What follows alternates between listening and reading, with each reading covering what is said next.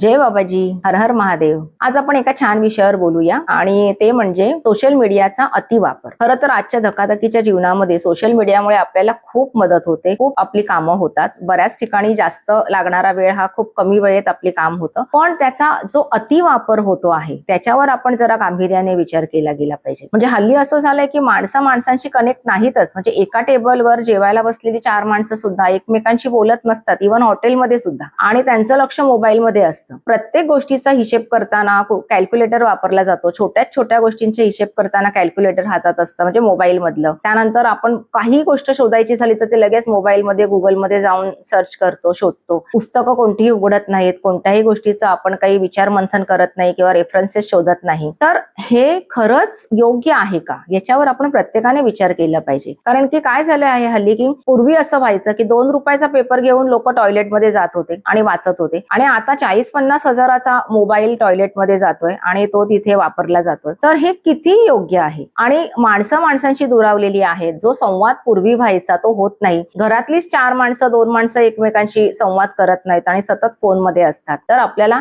याच्यावर थोडं गंभीर होऊन विचार करायला पाहिजे। कारण की जर असं झालं तर माणसांमध्ये असलेलं प्रेम आणि जी अटॅचमेंट आहे ती तर उरणारच नाही, आणि आपण जो आपल्या मेमरीचा वापर करत होतो तो अजिबातच केला जाणार नाही। कारण की प्रत्येक गोष्ट आपण डिव्हाइसवर शोधतोय, तर त्याच्यामुळे आपल्याला आपल्या बुद्धीचा वापर वाढवला पाहिजे, आपल्या मेमरीचा, स्मरणशक्तीचा वापर वाढवला पाहिजे, आणि एकमेकांमधलं जे काही अनुसंधान आहे तेही वाढवलं पाहिजे। तर त्यासाठी आपल्याला सोशल मीडियाचा आवश्यक आहे तेवढा वापर केला पाहिजे, आणि दिवसभरातला किमान 1 तास तरी आपल्याला डिजिटल फ्री राहिलं पाहिजे। की मी आता मोबाईल नाही वापरत आहे, मी टीव्ही नाही पाहत आहे, मी आता कोणत्याही गोष्टीसाठी गुगलवर नाही जाणार आहे, सर्च नाही करणार आहे। असं जर केलं आणि तो 1 तास जर का आपण हे केलं, तर तुम्हाला अंदाज येईल किंवा तुम्हाला हे पटेल मी जे बोलते आहे ते, की आपली किती अचाट स्मरणशक्ती आणि बुद्धिमत्ता आहे, त्याचा आपण किती चांगला उपयोग करू शकतो, आणि एकमेकांची बॉन्डिंग किती छान करू शकतो आपण जिथे आपण आहोत, घरात, ऑफिसमध्ये, जिथे कुठे असाल तिथे। कारण की मी हिमालयाच्या आश्रमात असते किंवा रुद्रधामच्या आश्रमात आम्ही असतो, तेव्हा तिथे बरेचदा लाईट्स जातात। त्याच्यामुळे मग आम्हाला